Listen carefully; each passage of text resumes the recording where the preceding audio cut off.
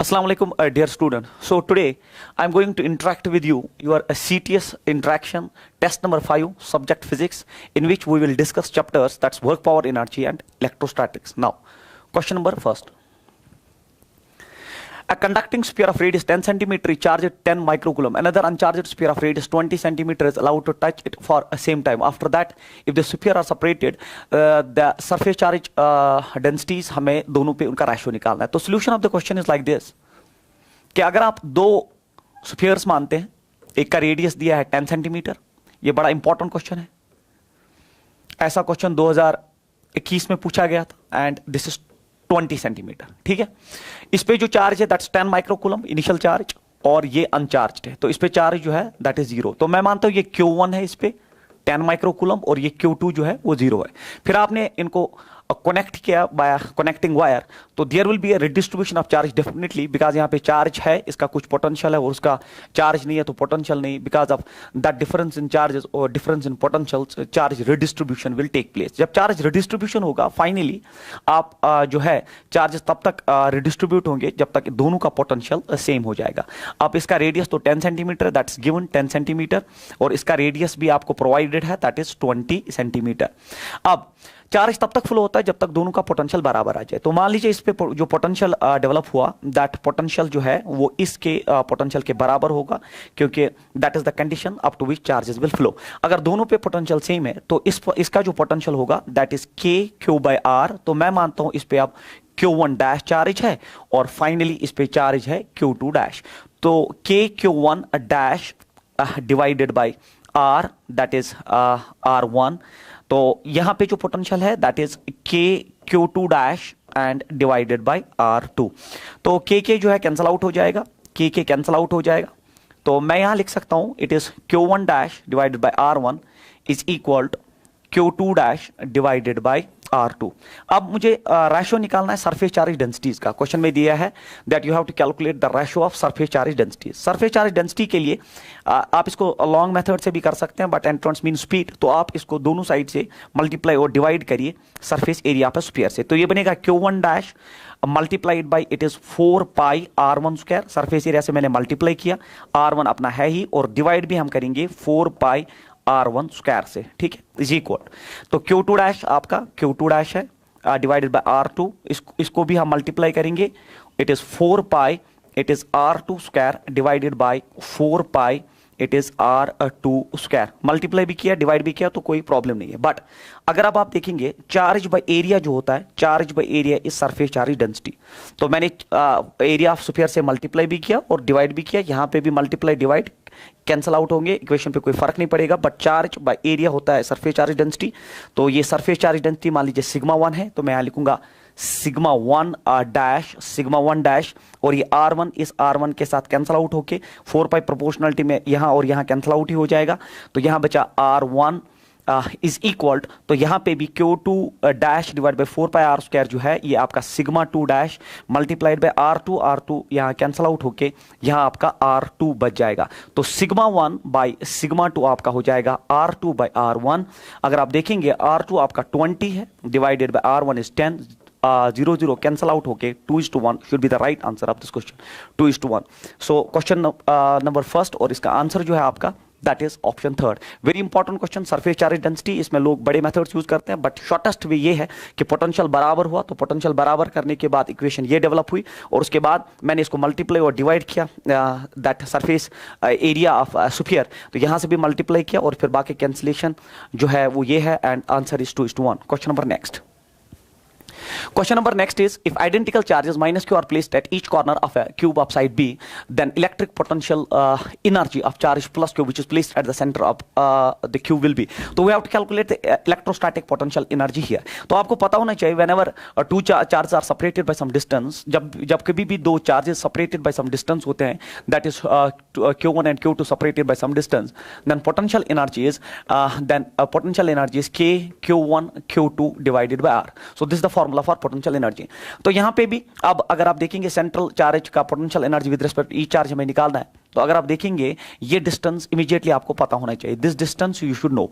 तो ये डिस्टेंस आप कहां से कैलकुलेट करेंगे, तो आपको पता होना चाहिए अगर एक क्यूब है जिसका साइड आपका जो है साइड इसने बी लिया है, तो side of the cube is b. अगर side of the cube is b, then जो डायगोनल होती है from this corner to that corner, that length is √3 times B.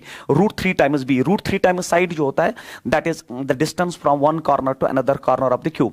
तो अगर √3 टाइम्स बी होता है, √3 टाइम्स बी जो है √3 times one of the side of the cube जो है टोटल लेंथ होती है फ्रॉम कॉर्नर टू कॉर्नर, तो ये आधा डिस्टेंस है, तो ये √3 टाइम्स बी डिवाइडेड बाई 2 है। तो जितना यहां से उतना यहां से, तो हर साइड से जो डिस्टेंस है that's √3 times B divided by 2। अब पोटेंशियल एनर्जी जो है, पोटेंशियल एनर्जी जो अब है इसमें दैट इज अगर हम यहां लिखेंगे potential energy is numerically that is 1/4 pi epsilon not, क्योंकि के का वैल्यू यही होता है 1/4 pi epsilon not. Potential energy is numerically that potential energy is 1/4 pi epsilon naught Q1. Q1 is minus Q, Q2 जो आपका है that is plus Q divided by scalar quantities में आप साइन ऑफ चार्ज साथ लेते हैं, divided by the distance square. The distance square हो गया √3 टाइम्स बी बाई 2 का होल स्क्वायर, नहीं स्क्वायर नहीं होता है, sorry it is only distance 1/4 pi epsilon not Q1 Q2 by R। अब आप इमीडिएटली देख लीजिए पोटेंशियल एनर्जी जो है ये एक चार्ज की वजह से, मगर ऐसे आप 8 चार्जेस से इसको आपने सराउंड किया है, 8 चार्जेस 8 कॉर्नर से जो चार्जेस है दैट्स 18 नंबर, देयरफॉर हर एक का पोटेंशियल एनर्जी सेम होगा क्योंकि हर एक चार्ज -Q एंड -Q है और हर एक का डिस्टेंस यही है √3b/2। तो इसको हम 8 से भी मल्टीप्लाई करेंगे, देन अपना 1/4 पाई एप्सिलॉन नॉट है ही, ये माइनस जो है बाहर आ जाएगा, देन यहां बचा ये Q स्क्वायर डिवाइडेड बाय ये √3 टाइम्स b और जो 2 है वो ऊपर चला जाएगा, तो 2 जो है आपका दैट विल गो हियर। तो अब आप देख लीजिए it is 4 2s are 8, 2 2s are 4, u is equal to -4, then it is Q square divided by -4Q square divided by √3 pi epsilon naught b. So this should be the answer, -4Q square √3 pi epsilon naught b. So option number fourth is the right answer of this question. Option number fourth is the right answer for this question, क्योंकि it's -4Q square divided by √3 pi epsilon naught b. Very important. Question number next. When a long spring is stretched by 2 cm, its potential energy is U. If the spring is stretched by 10 cm, its potential energy will be. तो potential energy आपको springs में पता होना चाहिए, it is numerically half of kx square, ठीक है। Potential energy का formula whenever a spring is stretched by some distance, the formula for potential energy is half of kx square. तो अगर आप पोटेंशियल एनर्जी का रेशियो चाहते हैं तो इनिशियली आपका पोटेंशियल एनर्जी यू है, जब 2 सेंटीमीटर से आपने इसको जो है एक्सटेंड किया है, तो आपको बोल रहा है कि अगर 10 सेंटीमीटर से एक्सटेंड करेंगे तो what be the potential energy stored. तो इनिशियली अगर आप प्रोपोर्शनलिटी में देखेंगे 1/2 तो कांस्टेंट है, तो u is directly proportional to x square, u is directly proportional to x square. तो मैं यहां लिखूंगा it is u1 by u2 is equal to it's x1 by x2 का होल स्क्वायर। तो इनिशियली पोटेंशियल एनर्जी u है और finally it is u dash is equal, initially जो आपका एक्सटेंशन है दैट इज 2, फाइनली आपका एक्सटेंशन 10 है, then it is square 2 5 is 10, ये हुआ 25। तो u divided by u dash is equal to 1/25, cross multiply करेंगे u dash is 25 times u should be the right answer of this question. 25 times u should be the right answer of this question. Very important. Question number next. An engine pumps water continuously. ये बहुत important question माना जाता है, engine pump work power energy का बहुत important question माना जाएगा ये। An engine pumps water continuously through a hose, water leaves the hose with a velocity v and m is the mass. तो वाटर लीव करता होज से, तो अगर मैं यहाँ होज बनाता हूँ, एक पाइप बनाता हूँ, होज मीन्स अ पाइप जहां से वाटर जो एंटर करके फिर जब लीव करता है तो उसकी वेलोसिटी जो है वो v है, and m is the mass per unit length of the water jet. तो m यहाँ पे दिया गया है that is mass per unit length. M is the mass per unit length of the water jet. What is the rate at which kinetic energy is imparted to water? तो हमें kinetic energy हम सबको पता है that kinetic energy होता है numerically half of mv square. This is the formula. But you have to calculate the rate of that kinetic energy. तो rate means with respect to time. तो मैं it is with respect to time we calculate the rate of kinetic energy, and therefore अगर यहाँ भी हम इसको differentiate करें तो it is 1/2 it is then mv square 1/2 mv square. अब आप देख लीजिए रेट ऑफ काइनेटिक एनर्जी जो है दैट इज काइनेटिक एनर्जी का जो रेट है that is equal 1/2 is constant, v square is constant. यहां जो बचा that is dm/dt. But dm/dt कोई चीज दी नहीं है क्योंकि आपको एक फैक्टर दिया है m that is mass per unit length, और आपका ऑप्शंस में भी स्मॉल m ही रिप्रेजेंट हो रहा है क्योंकि small m is mass per unit length. अब यहां मास पर यूनिट लेंथ कोई चीज है ही नहीं, इसलिए मैं dl से इसको मल्टीप्लाई करता हूं और dl से हम इसको डिवाइड भी करते हैं so that dl cancel out हुए. बट ये dm/dl हो गया मास पर यूनिट लेंथ. तो numerically you are left with 1/2 v square. dm/dl is mass per unit length that is given that small m, and dl/dt rate of change of that length is nothing but velocity. So numerically it is reduced to half of mv cube. So this is the rate at which the kinetic energy is imparted. So option number 4th is the right answer for this question. Very important. उसके बाद question number next is the potential energy of a particle in a force field is this, where A and B are positive constants and R is the distance of the particle from the center of the field. For stable equilibrium, the distance of the particle. तो stable equilibrium के लिए तो आपको पता होना चाहिए, अगर आपको potential energy का formula दिया है particle का, that is A/r square, then minus it is b by r, तो आपको position of stable equilibrium निकालना है. For that you know the rule, we differentiate it with respect to r and equate it to 0. You will calculate from this the distance of that stable equilibrium, position of stable equilibrium. तो हम इसको differentiate with respect to r and equate it to 0. This becomes the condition. तो ये आपका condition to solve this numerical है, ये आपने work power energy में पढ़ा होना चाहिए. तो मैं इसको differentiate करूंगा तो ये बनेगा it is a differentiation of this, that is dr of क्या a by R square minus B by R का डिफरेंशिएशन जो है ये डायरेक्टली आप 0 के बराबर इक्वेट कर दीजिए. अब जब इसको डिफरेंशिएट करेंगे रूल ये है, जो पावर ऊपर जाएगा नेगेटिव टाइम में जाएगा, ये आपने पढ़ा होना चाहिए, इट्स ट्वाइस ऑफ ए, और एक पावर इसमें जो है रेज हो जाएगा तो ये बनेगा ए क्यू. फिर इसका पावर ऊपर जाएगा तो इसका पावर 1 है, बट नेगेटिव टाइम ये प्लस बनेगा तो ये बनेगा बी. अब 1 से कोई फायदा नहीं है, divided by R square is equal 0. तो मैं लिख सकता हूं -2a divided by -2a divided by R cube is equal to -b by R square. Minus minus cut जाएगा, आर स्क्वायर कट जाएगा, you are left with single R ऊपर जाएगा तो ये बनेगा 2a by B should be the right answer for this question. 2a by B option number next. देखिए, a block of mass 10 kg moving in extraction with a constant speed of this. तो एक 10 kg का block 10 metre पर second से move कर रहा है. तो मैं यहां पे एक ब्लॉक बनाता हूं. So this a block here जिसका मास 10 kg है और ये मूव कर रहा है 10 मीटर पर सेकंड स्पीड से. is subjected to a retarding force F equal this during its travel from X. तो इस पे एक रिटार्डिंग फोर्स है. तो रिटार्डिंग फोर्स आपको पता होना चाहिए. रिटार्डिंग फोर्स जो है वो हमेशा वेलोसिटी के अपोजिट में होगा, और वो रिटार्डिंग फोर्स आपको दिया है 0.1x. That retarding force is provided during its travel, and ये एक्ट करता है इसको. मान लीजिए ये यहां x इक्वल 20 सेंटीमीटर से स्टार्ट होके x इक्वल 20 मीटर से स्टार्ट होके फाइनली जब ब्लॉक यहां पे पहुंचा तो यहां x था 30 मीटर. हमसे क्या पूछ रहा है? It's final kinetic energy will be. तो हमारे पास एक ब्लॉक है 10 kg का, उसकी स्पीड जो है वो 10 मीटर पर सेकंड है, उस पर एक रिटार्डिंग फोर्स एक्ट कर रहा है वो 0.1x के हिसाब से. So it's a variable force, it's a variable force system. और ये स्टार्ट इसने किया जब पोजीशन थी 20 मीटर, और फाइनली ब्लॉक जब 30 मीटर तक पहुंचा तब तक ये कंटिन्यूसली इस पे एक्ट कर रहा है एज पर the formula F is equal 0.1x. हमें निकालना है final kinetic energy. We have to calculate the final kinetic energy. आपको पता होना चाहिए सॉल्यूशन में अगर हमें फाइनल काइनेटिक एनर्जी निकालना है तो हम इसमें यूज करेंगे work energy theorem, that's work done by all forces is equal change in kinetic energy. Work done by all forces तो work done by all forces is equal change in kinetic energy. तो work done by all forces is equal change in kinetic energy, तो उस हिसाब से हम इसको solve कर सकते हैं। अब work done by all forces में सिर्फ रिटार्डिंग फोर्स वर्क कर रहा है क्योंकि ऑब्जेक्ट आगे जा रहा है और ये पीछे है, तो work done by all forces में रिटार्डिंग फोर्स, तो मैं यहाँ नेगेटिव वर्क हो रहा है क्योंकि वेलोसिटी आगे, रिटार्डिंग फोर्स जो है वो पीछे की तरफ से वर्क कर रहा है।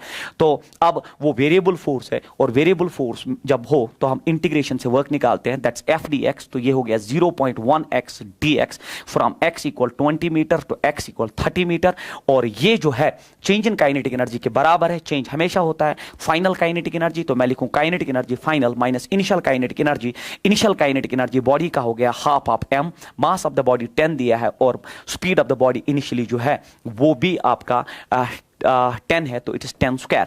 सो it is 2 5 10 here and then it's 500। तो इसको आप अब इंटीग्रेट करना है आपको, माइनस बाहर रहेगा तो इट इज 0.1, फिर ये x स्क्वायर बाई 2 हो गया, x square by 2 it's 20 to 30 is equal.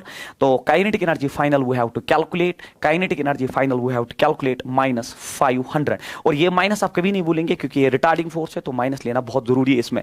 अब आप देख लीजिए it is minus 0.1 divide by 2, ये हुआ 30 स्क्वायर हो गया 900 माइनस 20 स्क्वायर हो गया 400, आपका फाइनल काइनेटिक एनर्जी आ जाएगा माइनस 500। तो अब ये देख लीजिए ये हुआ 500, तो इट इज माइनस 0.1, या मैं लिखूं सीधे it's 1/20। So I will write here 1/20, मैं लिखूं यहां पे -1/20, और यहां जो है this is only 500 is equal kinetic energy final minus 500। तो यहां 0 और 0 कट जाएगा, 225 50, it's -25 is equal kinetic energy final and minus 500। तो 500 यहां आएगा तो प्लस हो जाएगा, तो आपका काइनेटिक एनर्जी फाइनल हो जाएगा -25 प्लस 500, तो ये बचा kinetic energy final is equal 475 joule should be the right answer for this question. 475 joule should be the right answer of this question. Very important numerical. Question number next is, a particle of mass m is driven by a machine that delivers a constant power k watts. If the particle starts from rest, the force on the particle at time t is. ये भी बहुत important है, आपको हर एक module में मिलेगा। तो इसका सोल्यूशन ये रहेगा, तो आपको पावर पता है, दैट पावर होता है बराबर force into velocity f into v, और पावर जो है वो k से इसने डिनोट किया, it is force into velocity. अब आपको निकालना क्या है, if the particle starts from rest, the force on the particle at time t। हमें force on the particle at time t but as a function of time निकालना है। We have to calculate the force on the particle, वरना आप बोल सकते हैं sir force तो आ गया, it is k by v, but ऐसा कोई ऑप्शन है नहीं कि आप सीधे इसको यहीं पे कंप्लीट करो, that force is equal to power k divided by v, but आपको जो फोर्स निकालना है that is in terms of function of time. अब आप क्या करेंगे, मैं लिख सकता हूं k is equal to force होता है बराबर mass into acceleration into v। मैं लिख सकता हूं k is equal to mass, acceleration हो गया dv by dt multiplied by v, cross multiply करेंगे इसको, तो ये बनेगा इधर vdv इज इक्वल, ये जो है vdv is equal, it is k by m into dt, it is k by m into dt। अब इंटीग्रेटिंग बोथ साइड्स, तो यहां time 0, velocity 0, finally time t, velocity v, integration of vdv is v square by 2 from 0 to v is equal, ये जो है k by m बाहर आएगा, constants come out of integration, integration of dt जो है that is t from 0 to t। अब आप देख लीजिए ये हो गया आपका अपर लिमिट, तो उसी हिसाब से आएगा v square by 2 is equal, it is k by m, और अपर लिमिट यहाँ पे सिर्फ t बचा क्योंकि 0 से कोई फायदा नहीं, मल्टीप्लाई करेंगे यहाँ पे तो आपका v जो हो जाएगा ये बनेगा 2k बाई m, और ये t, तो मैं रूट लूंगा दोनों साइड से स्क्वायर का, तो इस पे रूट, चूंकि यहाँ रूट से बाहर है t, तो यहाँ पावर आ गया 1/2। अब ये सर सिर्फ वेलोसिटी है, हमें फोर्स निकालना है। Again we use the formula that force is equal to mass into acceleration, तो I can write force is equal to mass, acceleration हो गया dv बाई dt। अब ये dv बाई dt मतलब I am going to differentiate it again, तो force हो गया मास। अब एक स्टेप है, इसको डिफरेंशिएशन हम करेंगे, क्योंकि डिफरेंशिएशन से कंस्टेंट 2k बाई m बाहर ही आएगा, तो इसका कोई फायदा नहीं, it's root of 2k by m बाहर ही आएगा, differentiation of t raise power 1/2 नीचे आएगा, और फिर t रेज पावर 1/2 -1 इज -1/2। अब अगर आप यहां देखेंगे ऐसा कोई ऑप्शन जो है मैच नहीं कर रहा है, तो इस m को भी और इस 2 को हम इस रूट के अंदर लेते हैं। तो जब m अंदर जाएगा तो ये बनेगा 2m² k डिवाइडेड बाय ये हो गया 4m, और ये हो गया t रेज पावर -1/2। तो यहां 2 2 4 और m कैंसल आउट होके आपका जो फोर्स है वो रिड्यूस हो जाएगा, दैट रूट ऑफ यहां बचा m के, यहां m के, और यहां आपका 2 है, and then t raise power -1/2। This should be the right answer. f is इक्वल root of m k divided by 2 t raise power -1/2। Option number 4 is the right answer for this question. Very important question again. Question number next is infinite charges are placed at x-axis as this 1 2 4 8 meters. At each point a charge of 1 microcoulomb is placed. That electric potential at x equal 0 is. तो ये भी एक important question है, आपने ये किया होगा कि आपके पास एक एक्स एक्सिस पे चार्जेस, इनफाइनाइट चार्जेस आपने प्लेस किए हैं। तो x इक्वल 1 मीटर पे आपने प्लेस किया है, फिर x इक्वल 2 मीटर पे प्लेस किया है, 4 मीटर पे प्लेस किया है, 8 मीटर पे प्लेस किया, एंड सो ऑन। और हर एक चार्ज जो है वो 1 माइक्रोकूलम्ब स्ट्रेंथ का है। हमें निकालना है जो है, हमें electric potential at x equal to 0 पे निकालना है। We have to calculate the electric potential here. अब इलेक्ट्रिक पोटेंशियल आपको पता होना चाहिए, electric potential is numerically k q by r होता है। इलेक्ट्रिक पोटेंशियल हर एक चार्ज का, तो नेट इलेक्ट्रिक पोटेंशियल यहाँ पे चूंकि पोटेंशियल स्केलर है तो k बाई जो है k क्यू जो है पहले ही बाहर आएगा, क्योंकि हर बार कांस्टेंट है, k तो पहले ही कांस्टेंट है, और हर एक चार्ज 1 माइक्रोकूलम का है, तो उस हिसाब से इसको मैं बाहर निकालता हूं। और अंदर जो अब बचेगा दैट्स 1/r, तो 1/r के हिसाब से 1/1 plus it is 1/2 plus 1/4 plus 1/8 plus so on. अब आप देख लीजिए ये जीपी बना, दैट इज जियोमेट्रिक प्रोग्रेशन, जिसमें आपको पता होना चाहिए। अब v जो है k आपको पता है, it's 1/4 pi epsilon not, that's 9 × 10⁻⁹। 1 microcoulomb charge 1 microcoulomb है, तो दैट्स 10⁻⁻6 10⁻⁻6, क्योंकि हर एक चार्ज 1 माइक्रोकूलम का है। अब ये जीपी है, और जीपी का सम आपको पता होना चाहिए, इट इज फर्स्ट टर्म। तो first term here is 1 divided bye, it is first term divide by 1 minus r। r is the common ratio. अगर आप देखोगे कॉमन रेशो यहाँ 1/2 1/2 एंड 1/2 है, ये आपने पढ़ा होना चाहिए, इट्स 1/2। तो v इज इक्वल ये 9 × 10⁻⁻, ये अगर आप देखेंगे यहाँ बचा ये 10⁻3, और यहाँ 1, इट इज 2 - 1 इज 1 अगेन, 2 - 1 जो है इट इज 2 - 1 इज 1/2। तो v हो गया बराबर 2 9s are 18 × 10⁻3, 2 9s are 18 × 10⁻3। तो यहां लिखा गया है 1.4 × 10⁻4 is the potential there. So option number first is the right answer of this question.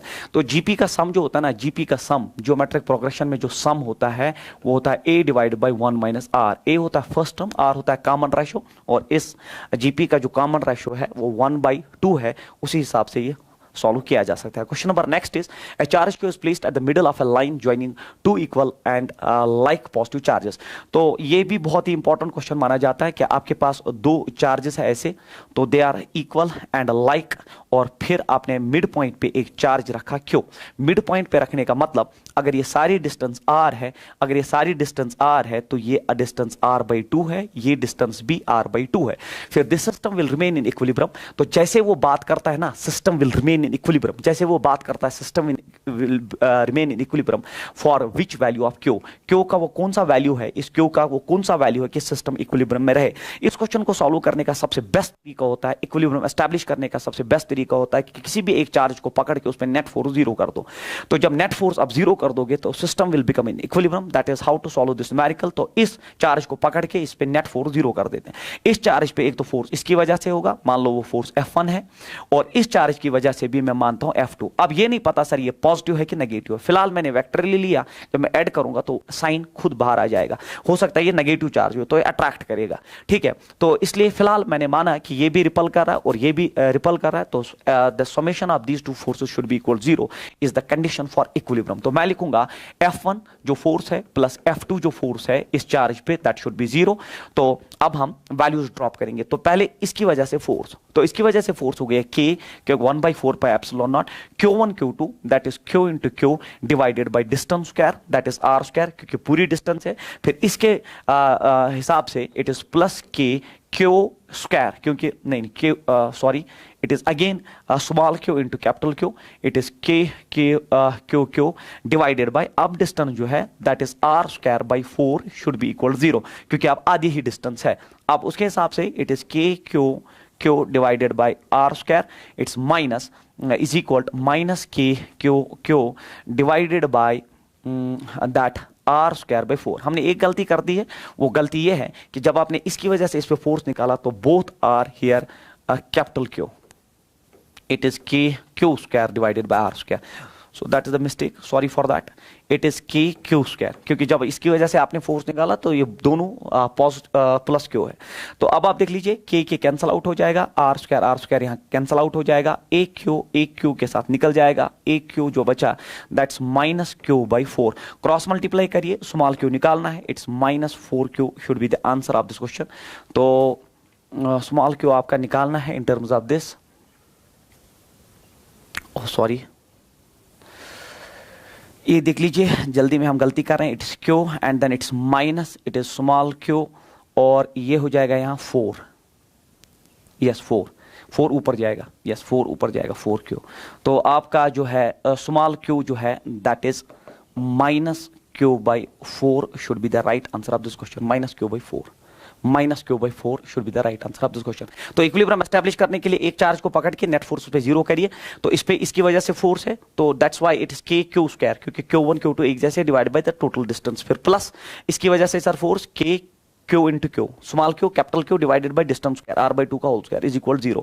तो इक्वालिटी के इधर लिया नेगेटिव हुआ, फिर कैंसिलेशन K कट गया, एक Q के साथ कट गया, यहाँ एक Q बचा तो वही मैंने यहाँ रखा, R स्क्वायर भी कटा, ये 4 तो ऊपर जाएगा, इट्स माइनस 4Q। तो स्मॉल Q चाहिए आपको, तो 4 जो है वो डिवाइड होगा with negative sign, so this is the right answer. Question number next, two equal and opposite charges are placed at a certain distance apart and force between them is F। तो आपके पास दो charges है और दे are equal charges, तो इस पे भी charge Q, इस पे भी चार्ज Q, और उनमें they are separated by some distance and उनमें जो फोर्स है वो F है, तो वो F मैं लिख के रखता हूँ, इट इज 1/4πε0 या जिसको आप K बोलते हो, it is Q square by R square, this is my equation first.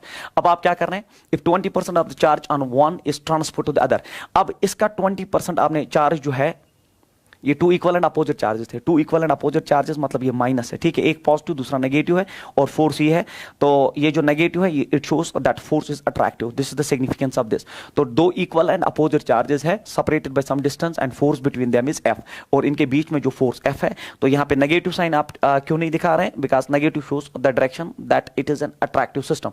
If 20% of charge on one is transfer to the other, मान लीजिए इसमें से 20% आपने कम किया, तो अब आपका जो डायग्राम है वो मॉडिफाई हो जाएगा, आप इसमें से चार्ज जो है 20% कम कर रहे हैं, आप इसमें से 20% कम कर रहे हैं, 20% होता है 20/100, 20% होता है 20/100, 20/100 में आप देखो 0 0 कट जाएगा, इट्स 2 5 10, 2 5 तो Q/5 जो है चार्ज जो है आप 20% होता है, Q में से आप Q/5 माइनस कर रहे हो, यू आर लेफ्ट विद वो जो चार्ज है वो इस पे ट्रांसफर होगा, तो इस पे चार्ज माइनस Q था, अब वो इस पे आ जाएगा, तो ये चार्ज इस पे ऐड हो जाएगा प्लस Q/5। अगर इसमें से आपने सबट्रैक्ट किया तो उसमें वो ऐड हो जाएगा। अब इस पे चार्ज कितना बचेगा, it is 5Q minus Q, it is 4Q divided by 5, और यहां पे आप देख लीजिए minus Q and minus 5Q plus Q is minus 4Q divided by 5 separated by the same distance. अब आपको बोल रहा है नया फोर्स क्या होगा, तो नया फोर्स होगा F dash, it is 1/4πε0 Q1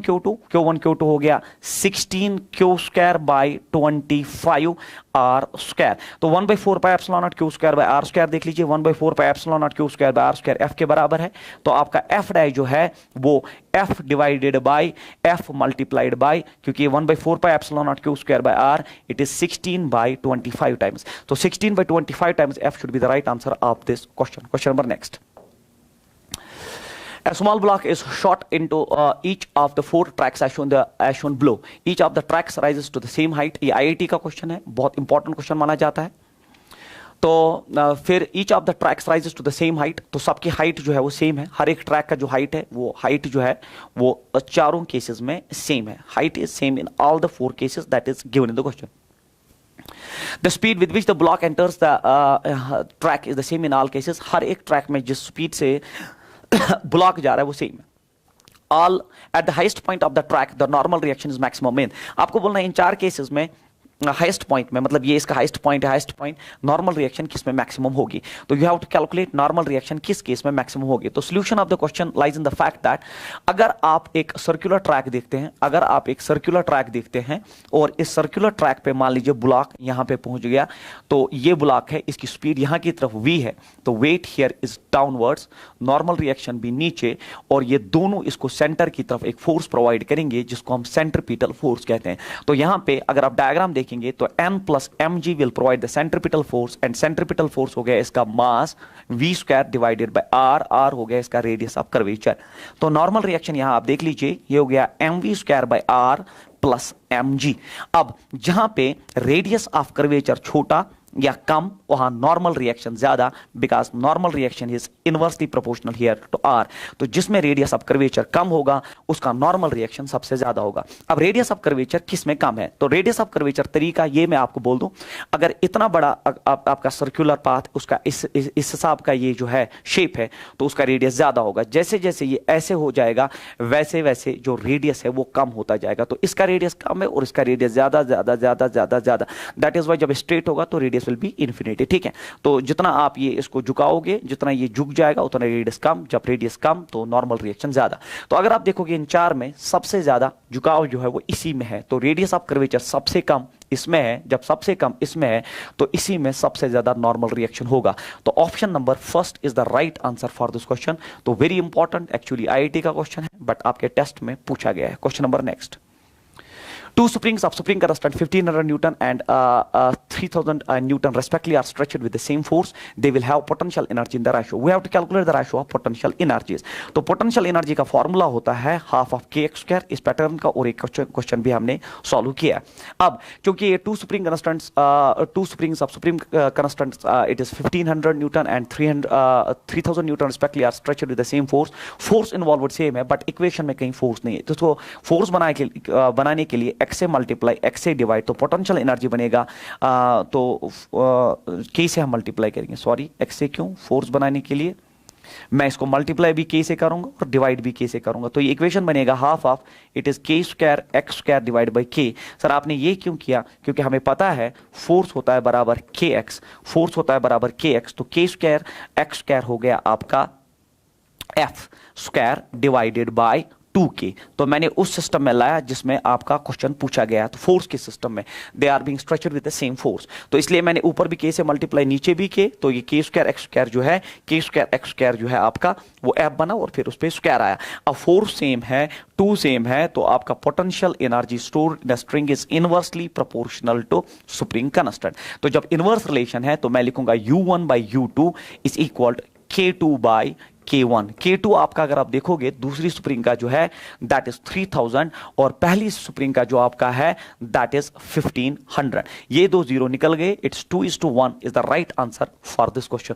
2:1 is the right answer for this question. Again a very important one. Question number next is point P lies on the axis of a dipole. If the dipole is rotated by 90 degree anti-clockwise, the electric field vector E at point P will rotate by. Again, a very important numerical. देख लीजिए, अगर आप एक dipole लेते हैं, this is minus Q here and this is a plus Q here, तो उसका dipole moment जो है वो इस डायरेक्शन में होता है. और अगर आप एक्सिस पे कोई पॉइंट लेते हैं, ये पॉइंट मान लीजिए this is the point here, तो यहां पे एक्सिस पे, एक्सियल एक्सिस पे electric field is always in the direction of dipole moment. This is जो हमने पढ़ा है कि डायपोल के एक्सियल एक्सिस पे अगर कोई पॉइंट लेंगे, इलेक्ट्रिक फील्ड का वही डायरेक्शन होता है जो डायपोल मोमेंट का डायरेक्शन होता है. तो point P lies on the axis of a dipole, point P lies on the axis of a dipole if the dipole is rotated bye 90 degree clockwise. अब आपने जो इस डायपोल को, आपने इसको 90 डिग्री एंटी क्लॉकवाइज रोटेट करना है. जब आपने 90 डिग्री एंटी क्लॉकवाइज रोटेट किया तो डायपोल मोमेंट ऐसे डेवलप हो जाएगा. So this will be the dipole moment. अब आपसे क्या पूछ रहा है, the electric field vector eight point P will rotate by। तो इलेक्ट्रिक फील्ड उसी पॉइंट P पे रोटेट किस डायरेक्शन में हो जाएगा।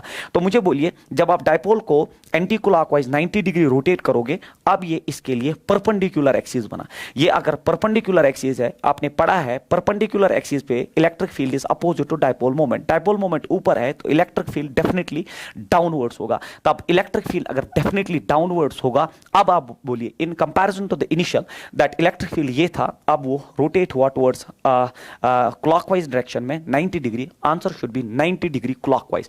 Option number first is the right answer. Very important question. उसके बाद question number next. Two cars, the masses M1 and M2 are moving in circles of radii R1 and R2 respectively. Their speeds are such that they make complete circles in the same time. तो same time में वो complete circles. The ratio of centripetal acceleration. अगर ये same time की बात कर रहा है और centripetal acceleration की बात कर रहा है, तो centripetal acceleration का फॉर्मूला जो आप यूज करेंगे that is omega square R, क्योंकि इसमें फायदा है, क्योंकि ओमेगा में T खुद आ जाएगा। तो ओमेगा होता है 2π/T, T जो है वो कांस्टेंट है। तो अगर centripetal acceleration आप यहाँ ओमेगा देखोगे that's 2π/T, और ये बनेगा 4π square divided by t square multiplied by r. ये सारी चीज कांस्टेंट होने की वजह से centripetal acceleration is directly proportional to the radius of the circular path. तो फिर आपका जो है आपको निकालना क्या है, the ratio of the centripetal accelerations is, we have to calculate the ratio of centripetal accelerations. तो centripetal acceleration in first case and centripetal acceleration in the second case is equal to R1 by R2 is the right answer of this question.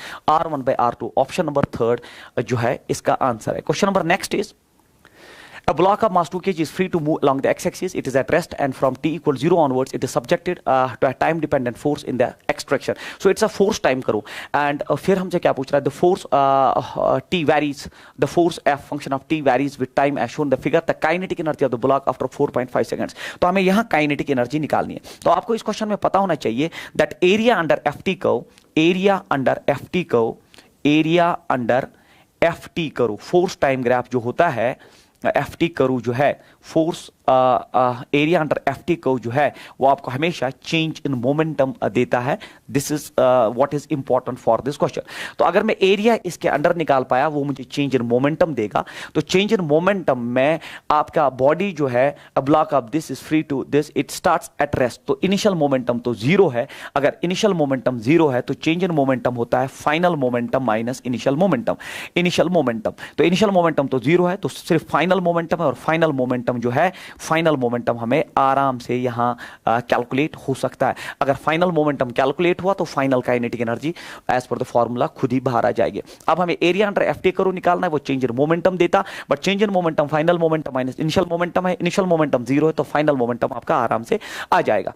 अब area क्या है इसका, area निकालने के लिए अगर आप इस ट्राइंगल को देखोगे तो इट्स हाफ ऑफ बेस भी पता है, अल्टीट्यूड भी पता है, बट इस ट्राइंगल का बेस तो पता है बट अल्टीट्यूड नहीं पता है। अब अल्टीट्यूड कैसे निकालोगे, तो मान लो ये एंगल अगर यहां थीटा है तो ये एंगल भी थीटा है, तो ये बिल्कुल दो they are vertically opposite angles, तो दे आर इक्वल। तो यहां का tan थीटा यहां के tan थीटा के बराबर होना चाहिए। मान लो ये परपेंडिकुलर यहां पे P है, तो यहां का tan थीटा जो है, यहां का tan थीटा मैं अब यही कैलकुलेट करता हूं, it is perpendicular by base. तो परपेंडिकुलर यहां 4 है और perpendicular here is 4 and base अगर आप देखोगे that base is here 3 is equal to, अब यहां का परपेंडिकुलर P है और यहां का बेस जो है दैट इज 3 और 4.5 में 1.5, तो 1.5 है यहां पे 1.5।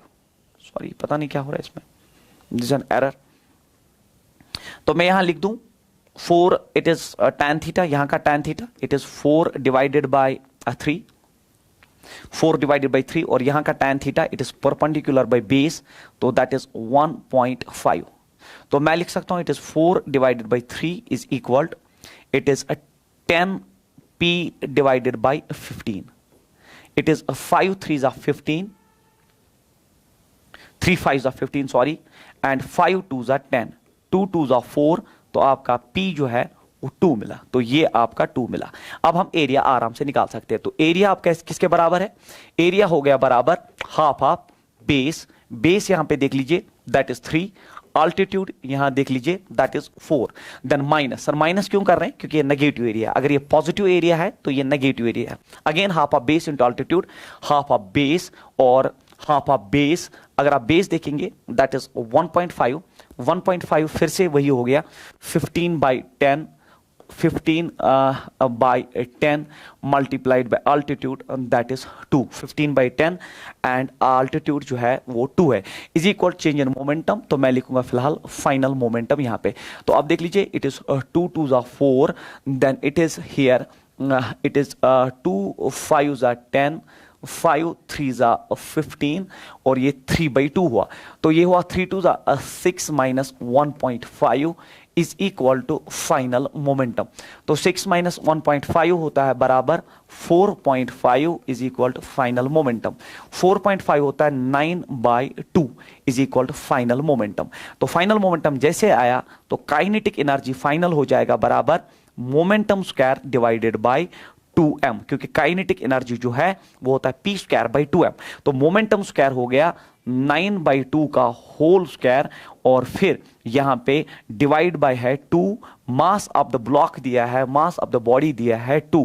तो ये हो गया kinetic energy final is equal 81 divided by 4 2s are 8 16। तो 81 by 16 should be the right answer, but 81 by 16 nearly होता है 5 point something, yes 5.06, 5.06, then it is a joule। So this is the final kinetic energy, तो 5.06 joule, very important question।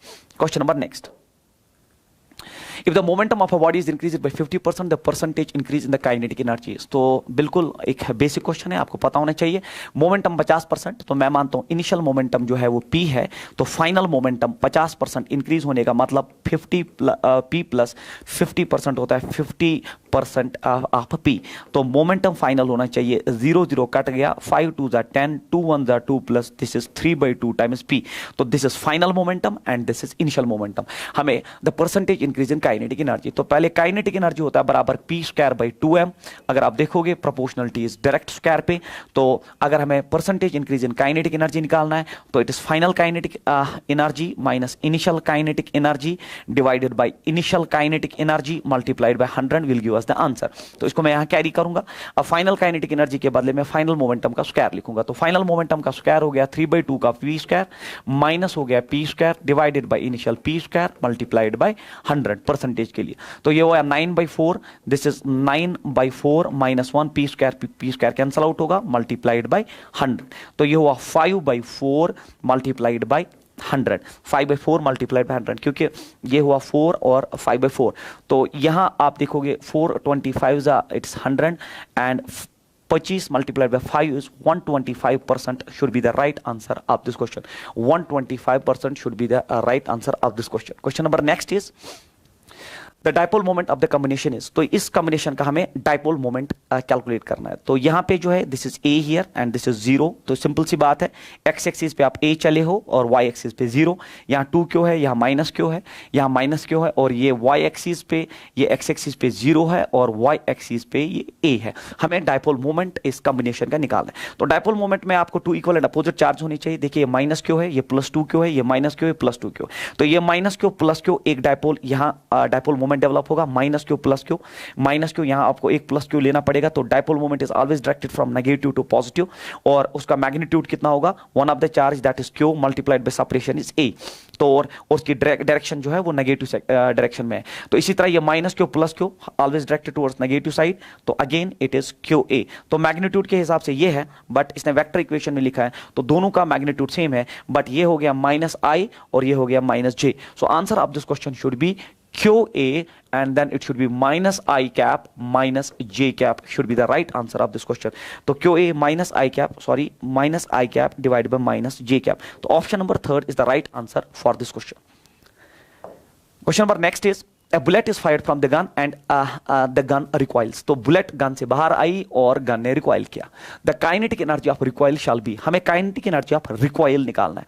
तो आपको पहले पता होना चाहिए, जब एक गन और बुलेट सिस्टम की आप बात करते हैं, जब आप एक गन और बुलेट सिस्टम की बात करते हैं तो बुलेट जब आगे निकलती है, बुलेट जब आगे निकलती है उसका कुछ मोमेंटम होता है जो आगे जाने वाला होता है, और गन का भी वही मोमेंटम बैकवर्ड्स होना चाहिए, सो दैट दिस मोमेंटम, इस मोमेंटम को कैंसल आउट करके फाइनल मोमेंटम भी सिस्टम का जीरो और इनिशियल मोमेंटम भी सिस्टम का zero, that is what is law of conservation of momentum. तो जिस मोमेंटम से बुलेट आगे जाता है उसी मोमेंटम से गन रिकॉइल करता है। बुलेट की वेलोसिटी ज्यादा होती है क्योंकि उसका मास कम है, और गन का मास ज्यादा है और उसकी वेलोसिटी कम होती है, तो मोमेंटम इज सेम। अब आप देख लीजिए काइनेटिक एनर्जी होता है बराबर मोमेंटम स्क्वायर बाय 2 है, तो मोमेंटम तो दोनों का सेम है, तो kinetic energy is inversely proportional to the mass of the object involved, तो मास ऑफ द ऑब्जेक्ट। अब आप देख लीजिए अगर मास ऑफ गन ज्यादा है तो उसकी काइनेटिक एनर्जी ऑफ रिकॉइल कम होना चाहिए, very simple. Mass of the bullet जो है वो ज्यादा, उसका काइनेटिक एनर्जी ज्यादा होगा, जबकि मास ऑफ द गन अगर आप देखोगे वो बुलेट से ज्यादा होता है। जब मास ज्यादा है तो kinetic energy of recoil gun का लेस होना चाहिए, तो equal to the kinetic energy गलत है, नो चेंज गलत है, more than the kinetic energy of bullet गलत है, less than the kinetic energy of bullet बिल्कुल सही है, kinetic energy of gun should be less than that of bullet recoil वाला।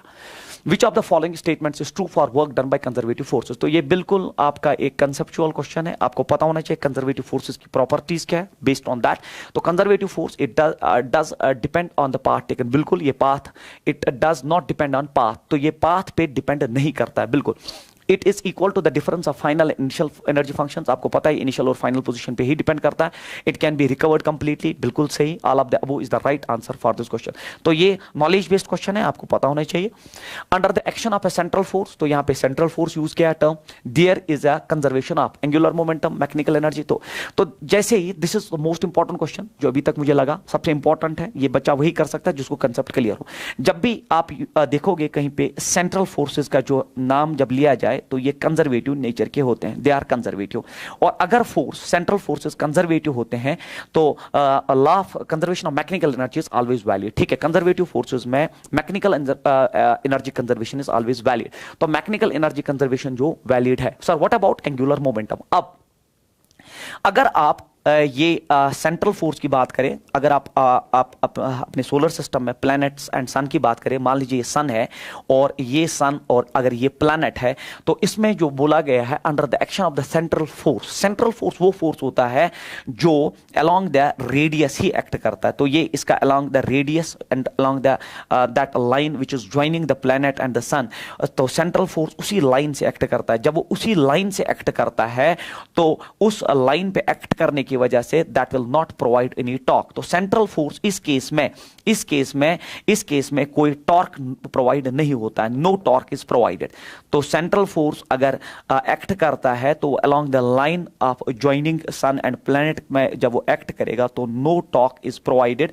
अगर टॉर्क प्रोवाइड नहीं होता है तो आप सबको पता होना चाहिए कि एंगुलर मोमेंटम जो है वो कंजर्व रहता है, तो एंगुलर मोमेंटम भी कंजर्व रहेगा और मैकेनिकल एनर्जी भी कंजर्व रहेगा। तो सेंट्रल फोर्स जैसे यूज किया गया term central forces are conservative और फिर central forces act along the line of joining, therefore no torque is provided. When no torque is provided तो law of conservation of mechanical energy भी valid है और law of conservation of angular momentum, तो angular momentum and mechanical energy जो है दोनों जो है वैलिड है, there is a conservation of both the things. Question number next is the work done in moving a particle under the effect of a conservative force from position A to position B is 3 joule, from position A to position B is 3 joule, यहां से यहां move करने में 3 joule है और ये conservative force है। Particle under conservative force में A से B 3 जूल है, A to B is 3 joule and from B to C अगर आप B to C देखोगे तो 4 जूल है। उसके बाद work done in moving the particle from A to C, तो आपको A to C निकालना है। तो फिलहाल अगर इस साइक्लिक बनाओ तो work done in the process that is AB, अगर मैं A से B चला then plus that is BC and then plus that is CA should be 0, क्योंकि कंप्लीट साइक्लिक पाथ पे कंजर्वेटिव फोर्सेस में वर्क डन जो है वो नेट 0 होता है। तो AB में 3 जूल है प्लस BC में दिया है 4 जूल प्लस WCA जो है वो दिया है 0, तो ये हुआ 7। WCA जो है इट्स -7 जूल, बट आपको CA नहीं निकालना है, आपको AC निकालना है। तो जब आप इसको रिवर्स कर दोगे AC तो ये बनेगा 7 joule should be the right answer for this question.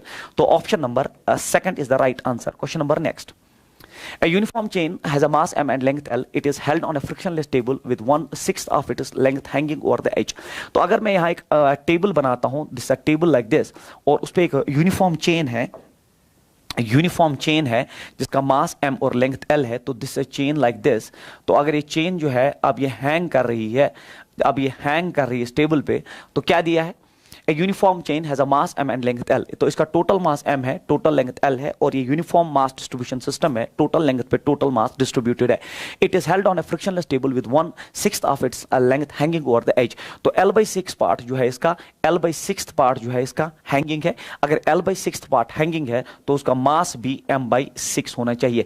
अगर l/6 पार्ट हैंगिंग है तो उसका मास भी m/6 ही होना चाहिए। The work done in just pulling the hanging part back on the table is. तो जो हैंगिंग पार्ट है इसको बैक ऑन द टेबल पे लाने पे कितना वर्क करना पड़ेगा। तो ये बहुत इंपॉर्टेंट क्वेश्चन है। इसका सॉल्यूशन ये है कि वर्क डन होना चाहिए यहां पे, that is change in potential energy, that is final potential energy minus initial potential energy. क्योंकि इनिशियली भी ये रेस्ट में ही है, फाइनली भी ये रेस्ट में ही, तो काइनेटिक एनर्जी का तो कोई चेंज ही नहीं है। बट फाइनली भी आप इसका जो पोटेंशियल एनर्जी देखोगे, और इनिशियली रेफरेंस के हिसाब से, रेफरेंस हम यहाँ पे जो है हम मान लेते हैं कि रेफरेंस हमारा टेबल ही है, तो I will select this is my reference. Reference is itself the table, the surface of the table. तो पोटेंशियल एनर्जी में रेफरेंस इज अ मस्ट, क्योंकि पोटेंशियल एनर्जी जब भी आप डिस्कस करते हो it is discussed always with respect to the reference. तो reference के नीचे अगर आप देखोगे पोटेंशियल एनर्जी नेगेटिव होती है, रेफरेंस पे 0, रेफरेंस के ऊपर पॉजिटिव, ये आपने पढ़ा होगा। तो आपको इस क्वेश्चन में क्या पूछा जा रहा है, इस चेन को पूरा टेबल पे लाने में आपको कितना वर्क करना पड़ेगा।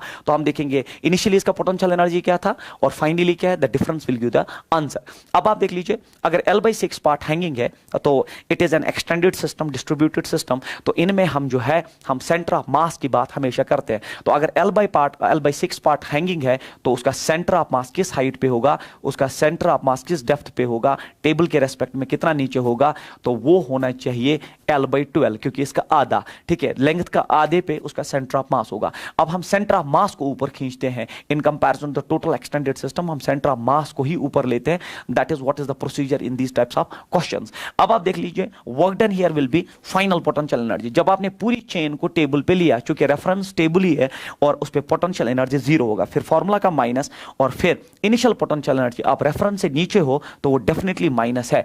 अब आप वैल्यूज ड्रॉप करिए। पोटेंशियल एनर्जी होता है mgh, मास उस सिस्टम का जो नीचे है वो m/6 है। g is acceleration due to gravity and h is the height centre of mass की, वो नीचे है ओनली l/12, क्योंकि l/6 लेंथ है but centre of mass l/12 नीचे है। तो माइनस और माइनस यहां कट के w हो जाएगा आपका mgl divided by 12 6 72. So mgl by 72 should be the right answer. mgl by 72 is the right answer for this question. Question number next is, two spherical conductors A, B and C have equal radii and carrying equal charges on them repel each other with a force F. तो आपके पास दो spheres है, to identical spheres B and C। आपके पास दो identical spheres, मतलब उनके radius, उनका सब कुछ बराबर है, कैरिंग इक्वल चार्जेस, दोनों पे बराबर चार्जेस है, इस पे भी चार्ज Q, इस पे भी charge Q, repel each other with a force F, और एक दूसरे को रिपल कर रहे हैं with a force F when kept at some distance apart. A third spherical conductor having same radius and as that of B, तो third sphere same radius B के हिसाब से कैरी कर रहा है तो वो C के बराबर भी हुआ, बट अनचार्ज्ड, पहले उस पर चार्ज नहीं है, तो थर्ड स्फीयर आपका C है, अनचार्ज्ड है, इस पे चार्ज बिल्कुल इनिशियली 0 है, is brought in contact with B, then brought in contact with C, पहले B के साथ लाया फिर C के साथ लिया, then finally remove from both, फिर दोनों से रिमूव किया गया। The new force of repulsion between B and C is, अब आपको बोलना है B एंड C में जो रिपल्शन जो है वो कितना होना चाहिए। तो two identical spheres B and C, ठीक है। फिर लिखा है third identical sphere having same charge as that of B but uncharged is brought in contact with B and then C। तो इसका नाम मैं रखता हूं, इस स्फीयर का मैं नाम रखता हूं बच्चों। तो इस पे चार्ज जो है इनिशियली, तो ये थर्ड स्फीयर मैं मानता हूं इसका नाम A है और इनिशियली इस पे चार्ज जो है 0 है। तो आपको अब पहले इनमें जो फोर्स ऑफ रिपल्शन था वो F था, वो हम सबको पता है, that is KQ/R², KQ² R square initially force of repulsion इनके बीच में था, तो वो मैंने डाल दिया। अब पहले आपने इसको इसके साथ टच कराया, जब आपने इसके साथ टच कराया तो आपने कंजर्वेशन ऑफ चार्ज पढ़ा होगा कि आप टोटल सिस्टम का चार्ज देख लीजिए, टोटल चार्ज हो गया Q+0, that's Q+0 is Q। फिर आप जब सेपरेट करोगे तो इक्वली डिवाइड होगा, तो इस पे बचेगा Q/2, इस पे बचेगा Q/2। तो अब जो आपका B है उस पे चार्ज जो बचेगा दैट इज Q/2। तो Q/2 जो है, अब इस पे भी A पे भी Q/2 बचा है, वो इसके साथ जब टच करेगा तो अब इस पे चार्ज Q/2 आया, जब आप इसके साथ टच कराओगे तो it's Q/2 plus Q, that is 3Q/2। 3Q/2 जब आप सेपरेट करोगे वो डिवाइड होगा तो इस पे उसका आधा बचेगा, तो अब C पे बचेगा 3Q/4। अब जो फोर्स ऑफ रिपल्शन है separated by the same distance, हमें वो कैलकुलेट करना है। तो new force of repulsion will be F dash, that will be K, then Q1 Q2 that is Q/2 into 3/4Q divided by R square. तो अगर आप F dash यहां calculate करोगे दैट इज K/R स्क्वायर, तो ये हो गया बराबर 3/8Q स्क्वायर, 3/8Q स्क्वायर। तो KQ square by R square है, जो KQ square by R square है वो F के बराबर है, तो आपका F डैश डेफिनेटली होना चाहिए 3/8F। 3/8F is the right answer of this question, 3/8F। फिर से मैं एक बार समझाता हूं, देखिए पहले इस पे चार्ज क्यों, इस पे चार्ज क्यों, ये अनचार्जड है। जब आप टच कराओगे कंजर्वेशन ऑफ चार्ज कहता है, सिस्टम पे टोटल चार्ज ऐड करो तो Q प्लस 0 होता है, Q डिवाइडेड बाय, जब सेपरेट करोगे तो इक्वली डिस्ट्रीब्यूट होगा क्योंकि स्फीयर सेम डायमेंशन के है, तो इस पे Q/2 रहेगा, इस पे Q/2, वो मैंने सीधे यहां लाया और इस पे Q/2 है। जब Q/2 इसके साथ टच करेगा तो अब सिस्टम पे चार्ज आया Q/2 plus Q, that is 3Q/2। फिर सेपरेट करने पे फिर से आधा, 3Q/2 का आधा होता है 3/4Q, तो ये 3/4Q कैरी करेगा, बट मुझे इसका चार्ज चाहिए, वो भी 3/4Q है। फिर से फोर्स ऑफ रिपल्शन डेवलप करके आपका रिलेशन अर्लियर के साथ 3/8F जो है डेवलप होता है। Question number next is 2 points P and Q are maintained at potentials of 10 volt and -4 volt respectively. The work done in moving 100 electrons from P to Q. Again a very important question. तो आपको इस question में बोल रहा है कि आपके पास दो पॉइंट्स है, एक पॉइंट आपका P है और दूसरा पॉइंट आपका Q है। Are maintained at the potentials of 10 volt, और इस पे जो पोटेंशियल है वो -4 वोल्ट है। फिर respectively the work done in moving 100 electrons from P to Q. अगर आप यहां से यहां 100 इलेक्ट्रॉन्स को मूव कराते हैं, आपको वर्क डन कितना करना पड़ेगा, तो आपको पता होना चाहिए that potential difference is equal to work done per unit charge. तो वर्क डन जो है that is charge into potential difference. Work done is equal charge, charge of electrons का है, तो चूंकि स्केलर सिस्टम में चार्ज इलेक्ट्रॉन है, electron का चार्ज नेगेटिव है, ये आप कभी भूलना नहीं, यहां बच्चे गलती करते हैं। तो -100 इलेक्ट्रॉन्स का चार्ज -100 इलेक्ट्रॉन्स का charge into potential difference. Potential is always final minus initial, तो फाइनल आपका 4 वोल्ट है, माइनस हो गया इनिशियल दैट इज 10। तो वर्क डन आपका हो जाएगा, ये हुआ माइनस माइनस प्लस 14, तो ये माइनस माइनस प्लस 14 -14 हुआ, बट माइनस इंटू माइनस को प्लस बना देगा, तो it is plus 14 into 100 into 1.6 into 10 raised power -19।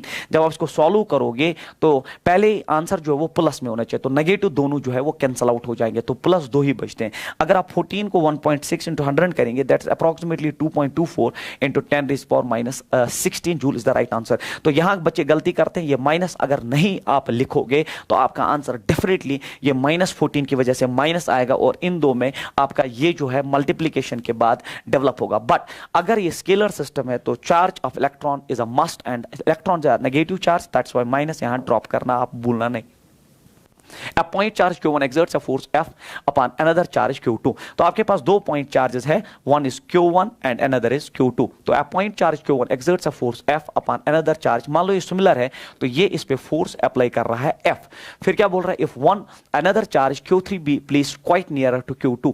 अब आपने एक नया चार्ज Q3 लाया और वो nearer to Q2 पे आपने रखा, nearer to Q2 रखा, then the force that Q1 exerts on the charge Q2 will be। अब आप बोलो Q1 इस पे कितना फोर्स बनाएगा, Q1 तब भी F ही बनाएगा, क्योंकि this is what is superposition theorem. आपने पढ़ा होगा सुपरपोजिशन थ्योरम का स्टेटमेंट। सुपरपोजिशन थ्योरम कहता है कि while calculating the force between two charges as if the other charges are absent, no doubt it is here. अगर वो क्वेश्चन में पूछता what is the net force on Q2, तब इसका इफेक्ट लेके हम नेट फोर्स निकालते हैं, मगर वो हमसे पूछ रहा है हमने चार्ज तो प्लेस किया इसके नजदीक, मगर अब बोलो Q1 कितना फोर्स Q2 पे एस्टैब्लिश करेगा। तो सुपरपोजिशन थ्योरम कहता है कि आप चार्ज कॉन्फ़िगरेशन जो है कितना भी उसमें आप डेवलप कराओ, बट जो दो चार्जेस के बीच में एट अ टाइम फोर्स होता है वो कभी चेंज नहीं हो सकता, क्योंकि वो सिर्फ उन्हीं दो चार्जेस पे ही डिपेंड करता है, सराउंडिंग चार्जेस पे डिपेंड नहीं करता है। तो very important question, answer should B F. Net force बोलता तो हम बोलते अकॉर्डिंगली हम वेक्टर इक्वेशंस डेवलप करके नेट फोर्स कैलकुलेट करते। Question number next, 4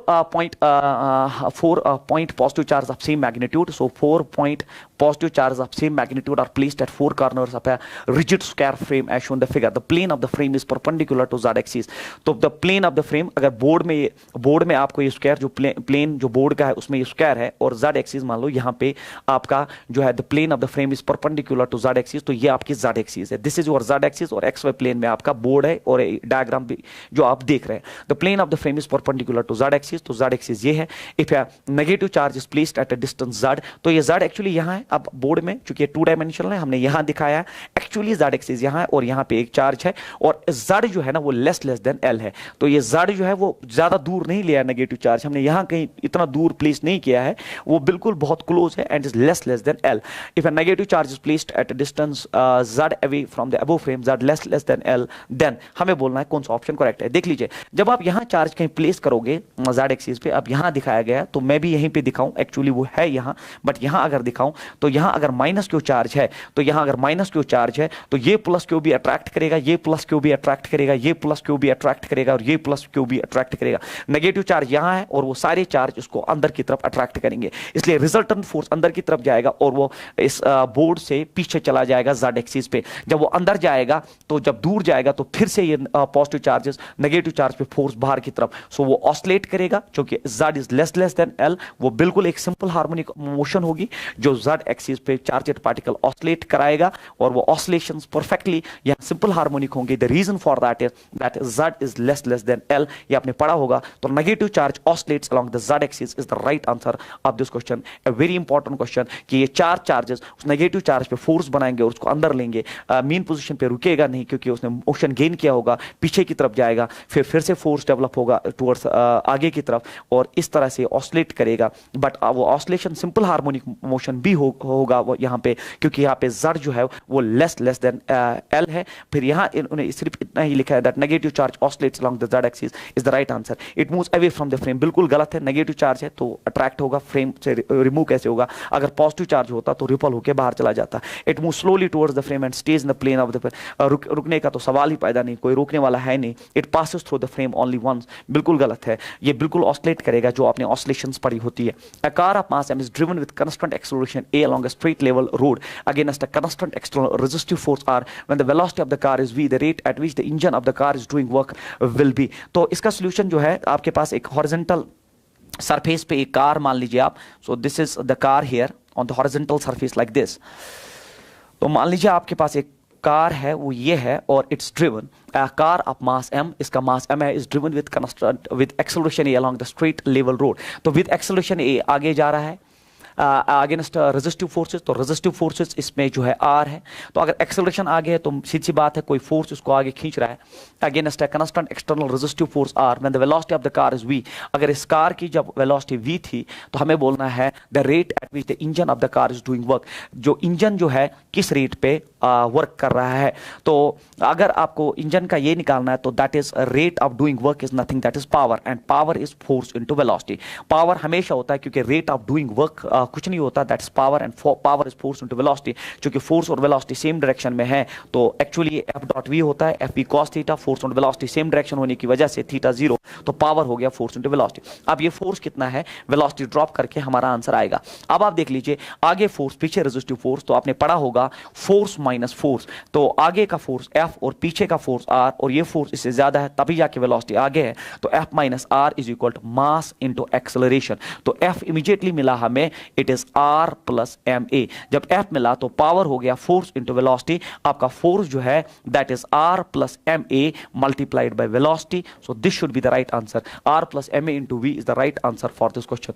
option number 3. Very important question. Number next, velocity time graph of a particle of mass 2 kg. हमारे पास एक body का वेलोसिटी टाइम ग्राफ है जिसका मास 2 kg है, moving in a straight line as shown the figure. तो work done by all the forces in the particle. तो work done by all the forces work energy theorem है, it is always change in kinetic energy. Work done by all forces is change in kinetic energy, and change in kinetic energy is always half of mv square minus half of mu square. तो अगर हम देखेंगे ये m/2 बाहर आ जाएगा तो it is v square minus u square. अब हम देखेंगे फाइनल वेलोसिटी कितनी और इनिशियल कितनी है. तो इनिशियल वेलोसिटी तब होगा जब टाइम इनिशियल होगा. तो टाइम एक्सिस ये है और ये वेलोसिटी की एक्सिस. जब टाइम इनिशियली जीरो है, जब टाइम आपका जीरो है जब आपका टाइम 0 है तो आपका वेलोसिटी आपको दिख रहा है दैट इज 20 मीटर पर सेकेंड। तो इनिशियल वेलोसिटी b जो है आपका, जब टाइम 0 है तो आपका वेलोसिटी 20 मीटर पर सेकेंड है, ग्राफ से ही पता चल रहा है। और जब आपका फाइनल टाइम आया 2 सेकेंड्स, जब आपका फाइनल टाइम आया 2 सेकेंड्स, तो आपकी वेलोसिटी जो है वो बिल्कुल खत्म हो गई है and final velocity is 0, graph में क्लियर है। जब टाइम 0 है तो वेलोसिटी 20 मीटर पर सेकेंड है, और जब टाइम फाइनल हो गया तो वेलोसिटी बिल्कुल 0 हो गई। तो वर्क हो गया बराबर 2/2, देन फाइनल वेलोसिटी हो गया 0 स्क्वायर माइनस इनिशियल वेलोसिटी हो गया 20 स्क्वायर, और ये हुआ 400। तो 2 कैंसल आउट होके आपका वर्क हो जाएगा -400 joule should be the right answer of this question. -400 joule is the right answer for this question. Question number next is mass of mkg is suspended by a weightless string. The horizontal force that is required to displace it until the string makes angle of 45 degree with the initial vertical direction is। तो ये question जो है ये ऐसा है कुछ कि आपके पास एक ऐसा थ्रेड और ब्लॉक सिस्टम है जिसमें ब्लॉक का मास m है। अब आपको बोल रहा है कि हमें कितना फोर्स देना है कि ये ब्लॉक डिस्प्लेस होके यहाँ पे चला जाए और ये एंगल जो यहाँ स्वीप करे दैट इज 45 डिग्री। तो वेरी इंपॉर्टेंट क्वेश्चन, हमें कितना फोर्स देना पड़ेगा कि ये 45 डिग्री पे जो है आके रेस्ट में आ जाए। तो अगर आप देखेंगे, अगर मैं मानता हूं स्ट्रिंग का लेंथ L है, तो इमीडिएटली ये जो कंपोनेंट स्ट्रिंग का यहां से आ जाएगा, इमीडिएटली जो कंपोनेंट यहां से आएगा that will B L cos 45। तो L cos 45 होता है L/√2, और यहां से भी कंपोनेंट जो आएगा L sin 45, and by the way sin 45 cos 45 same होता है। अब आप देख लीजिए, जब ये यहां चला गया तो इसने कुछ हाइट पकड़ ली in comparison to the initial जो इसकी लेवल थी, और in comparison to the final level थी, इसमें कुछ हाइट आ गई, और वो हाइट जो है दैट हाइट जो है तो दैट इज सिंपली यहां से यहां तक ये L है, तो total length from here to here is L। तो ये L में से L/2 माइनस L यहां से यहां तक, और ये L/2 है, तो हाइट हो गया L माइनस L/√2। तो h हो गया बराबर L, ये हुआ 1 minus 1/√2। It is like this. तो h हो गया इमीडिएटली आपका L, then it is √2 minus 1 divided by √2। अब जो इस फोर्स ने वर्क किया, जो इसने हॉरिजॉन्टल वर्क किया टुवर्ड्स राइट, वही एक्चुअली पोटेंशियल एनर्जी में स्टोर हुआ। तो work done here is store in the potential energy. So this is law of conservation of energy, that work done is finally stored in the form of potential energy, क्योंकि kinetic है नहीं। तो work done कितना है? Work done हो गया force, और वही वर्क में फोर्स और जो वो डिस्टेंस आप देख रहे हो तो in the same direction, in the direction of force. तो ये हुआ फोर्स और ये हुआ डिस्प्लेसमेंट। तो force F and displacement is L/√2। Force आगे और डिस्प्लेसमेंट आगे, यहाँ डिस्प्लेसमेंट जो है हॉरिजॉन्टल डिस्प्लेसमेंट। पोटेंशियल एनर्जी इसमें mgh के हिसाब से ये हो गया m मास, फिर g, h आपके पास है that is L, and then it is √2 minus 1 divided by √2। √2 cancel out, L cancel out, F हो गया बराबर mg, then it is √2 minus 1 is the right answer of this question. mg √2 minus 1 is the right answer for this question. So option number 2. तो यहाँ पे simply जो आपने work done किया, जो आपने हॉरिजॉन्टल वर्क फोर्स ने किया, वो स्टोर हुआ in the form of potential energy. Question number next is 4 point charges minus q, 2q are placed on one at each corner of a square. The relation between q and q for which the potential at the center of the square is 0. तो आप एक square लीजिए और उस पर charges को place करिए। तो पहला चार्ज जो है दैट्स माइनस क्यू, ये जो चार्ज है that is again but small Q, फिर जो ये चार्ज है दैट इज 2q, और ये जो चार्ज है यहाँ पे दैट इज कैपिटल 2q। तो आपको बोलना है सेंटर पे पोटेंशियल जो है the relation between q and q for which the potential at the centre of the square is 0। तो सेंटर ऑफ द स्क्वायर पे पोटेंशियल 0। तो मैं मानता हूँ हर कॉर्नर से जो डिस्टेंस है वो r है, और r होने की वजह से आप जो पोटेंशियल है आप वो आराम से आप निकाल सकते हो। तो पोटेंशियल आप निकाल सकते हो, और वो पोटेंशियल जो है इसकी वजह से पोटेंशियल होता है kq/r। तो k/r तो सब में कॉमन है। देन q जो है एक चार्ज जो है दैट्स माइनस q, दूसरा चार्ज भी है बट स्मॉल माइनस q, फिर आपका जो चार्ज है दैट इज प्लस 2q, फिर आपका जो चार्ज है दैट इज प्लस 2q, और यही पोटेंशियल वो बोल रहा है कि ये 0 है। तो k/r वहां से उड़ गया, 0 ही है। तो यहां आप देख लीजिए it's minus q plus 2q, तो ये हुआ only q, it's minus q plus 2q, तो ये हुआ प्लस q। तो small q is equal to minus q should be the right answer of this question. Small q या Yeah, reverse is also true. Capital Q is equal to minus Q should be the right answer of this question. Question number third, option number third is the right answer. Question number next is, a solid sphere of radius r is charged uniformly. At what distance from its center is the electrostatic potential? Half of the potential at the center is. तो this is the most important question. ये बड़ा important question माना जाता है. देखिए, a solid sphere of radius r. आपके पास एक solid sphere है जिसका radius r है. तो एक solid sphere है आपके पास. This is a solid sphere and its radius is r. तो मान लीजिए इस पे कुछ charge है, इस पे charge कुछ q है. At what distance from its surface is the electrostatic potential half? Is the electrostatic potential half of the potential at the center? Electrostatic potential is half of the potential at the center. तो इस question का जो solution है वो बड़ा typical है और हम एक ही स्टेप में उड़ा देंगे. आपको पता होना चाहिए, अगर आप एक सॉलिड स्फीयर का पोटेंशियल वर्सेस डिस्टेंस का ग्राफ बनाएंगे तो आपने पढ़ा होगा कि सेंटर में पोटेंशियल जो है वो ज्यादा होता है सरफेस से और फिर वो रेक्टेंगुलर हाइपरबोला के हिसाब से फॉल होता है. तो ये है आपका सरफेस का पोटेंशियल. सरफेस का potential K Q by R होता है, K Q by R, where R is the radius. जबकि सेंटर का पोटेंशियल होता है 3/2 times of K Q by R. तो मतलब सरफेस पे K Q by R small R. तो सरफेस पे जो पोटेंशियल है सरफेस के पोटेंशियल से 1.5 गुना ज्यादा, that is 3/2 times that of on the surface. तो सरफेस पे जो पोटेंशियल है ये सरफेस का पोटेंशियल है और ये सेंटर का पोटेंशियल है. सेंटर पे है बराबर 3/2 के क्यू बाई आर.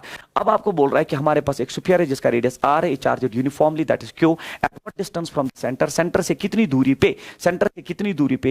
ये तो यहां सरफेस है, तो सरफेस पे ये पोटेंशियल. सेंटर से कितनी दूरी पे is the electrostatic potential half of the potential at the centre. मान लो वो पॉइंट पी है, कोई पॉइंट पी है जहां पोटेंशियल जो है वीपी है और वो हाफ है of that of the at the centre. तो आपको वो पॉइंट पी का पोटेंशियल मिला, that is 1/2 of that of centre. Centre पे होता है 3/2 K Q by R, where R is the radius, where R is the radius. तो potential at that point जो मिला आपका दैट इज 3/4 के क्यू बाई आर. अभी तक पूरा मैं लैंग्वेज के हिसाब से जा रहा हूं कि पॉइंट पे जो पोटेंशियल है वो 3/4 times of K Q by are है. आधा है एक्चुअली सेंटर का और वही हो गया 3/4 of K Q by are. अब अगर आप देखोगे 3/4 होता है 0.75 जो भी है, तो 0.75 जो है वो 0.75 of K Q by R means surface से कम. सरफेस से कम कहां होता है? सरफेस से कम पोटेंशियल सॉलिड स्फीयर में कहीं बाहर वाले पॉइंट पे होता है. तो दिस इज दैट पॉइंट. तो वो पॉइंट कहां लाई कर रहा था? तो सेंटर से के कंपैरिजन में जो आपका पोटेंशियल है वो आधा है, तो वो आया 3/4 के क्यू बाई आर. बट 3/4 होता है 0.75 of K Q by R. तो 0.75 ऑफ सरफेस, तो सरफेस से कम स्फीयर में पोटेंशियल बाहर होता है, तो वो पॉइंट बाहर कहीं लाई कर रहा है. तो मान लो इस ग्राफ में वो यहां पॉइंट पी लाई कर रहा है, तो यहां से जो उसकी दूरी है वो मान लो वो स्मॉल आर है, वो स्मॉल आर के बराबर है. तो मैं वो दूरी के हिसाब से पॉइंट पी का पोटेंशियल जो है वो है इस हिसाब से 3/4 के क्यू बाई आर और वो है बराबर पोटेंशियल जो है आउटसाइड होता है K Q by R, outside distance. तो K Q by R, Q तो चार्ज है, तो आउटसाइड के लिए K Q by R solid sphere का. तो K Q cancel out, small R हो गया बराबर 4r/3. तो स्मॉल आर जैसे ही आया तो वो सेंटर से उस पॉइंट तक डिस्टेंस आया, मगर आपको बोल रहा है सरफेस से वो कितनी दूरी पे. तो सरफेस के लिए फ्रॉम सरफेस, अगर आपको सरफेस से वो पूछ रहा है तो सरफेस में से आप r माइनस आर करिए, क्योंकि सेंटर से सरफेस तक r होता है और फिर सरफेस से आगे कितना जाओगे आप. तो answer should B 4/3r minus r. So it should be r/3 is the right answer. Most important question अभी तक जो आपने देखा उसमें ये बहुत ही अच्छा क्वेश्चन है जो बच्चों से गलत होने की जो चांसेस रहते हैं. Question number next is the electric field due to uniformly charged sphere of radius r as a function of the distance from its centre is represented graphically by. इस क्वेश्चन में एक कंफ्यूजन ये है कि electric field due to uniformly charged sphere, अब ये कौन सा चार्ज्ड स्फीयर है सर, हॉलो कि सॉलिड? तो conventionally when it nothing is given तो conventionally take it solid. This is conventionally. The convention is when nothing is mentioned, take it as solid sphere. तो आप इसको सॉलिड स्फीयर मानिए और solid sphere के case में, वरना क्वेश्चन में अगर आप देखोगे हमें इलेक्ट्रिक फील्ड तो निकालना है, uniformly charged sphere of radius R as a function of distance from it centre is represented graphically be. अब स्फीयर दोनों हो सकते हैं, हॉलो भी और सॉलिड भी, और ऑप्शंस में हॉलो और सॉलिड दोनों मेंशनड है. बट अगर कुछ नहीं दिया तो कन्वेंशनली हमें सॉलिड स्फीयर लेके चलना होता है. तो सॉलिड स्फीयर का ग्राफ जो इलेक्ट्रिक फील्ड वर्सेस डिस्टेंस का होता है वो हम सबको पता है that it is first linearly increasing and then surface पे मैक्सिमम और बाहर से ये रेक्टेंगुलर हाइपरबोला के हिसाब से फॉल होता है. तो option number second is the right answer for this question. Question number next is two charges each equal to q are kept at x equal minus a and x equal plus a. तो अगर हम यहाँ पे axis system draw करते हैं तो यहाँ plus a पे this is plus a, this is minus a, minus a, यहाँ पे भी चार्ज क्यू है और यहाँ पे भी चार्ज क्यू है. तो two charges equal, two charges each equal to q, small q, are kept at minus q and plus q on the x-axis. The particle of mass m and charge q naught q by 2 is placed at the origin. तो origin पे हमने एक charge रखा जिसका charge है q naught by 2 और इसका मास जो है वो m है. तो उसके बाद if the charge q naught, ये जो q naught जो चार्ज है, q naught जो चार्ज है वो q by 2 के बराबर है, q naught जो चार्ज है वो q by 2 के बराबर है. तो यहाँ चार्ज q naught है और वो q by 2 के बराबर और उसका मास m है. अब हमने क्या किया, if the charge q naught is given a small displacement y less than a, तो अब आपने इसको y पे डिस्प्लेस किया. तो आपने इस चार्ज को अब y पे डिस्प्लेस किया. आपने थोड़ा सा डिस्प्लेसमेंट दिया है a, आपने थोड़ा सा डिस्प्लेसमेंट दिया है y सॉरी, इस पे आपने जो डिस्प्लेसमेंट दिया है that displacement is given like this.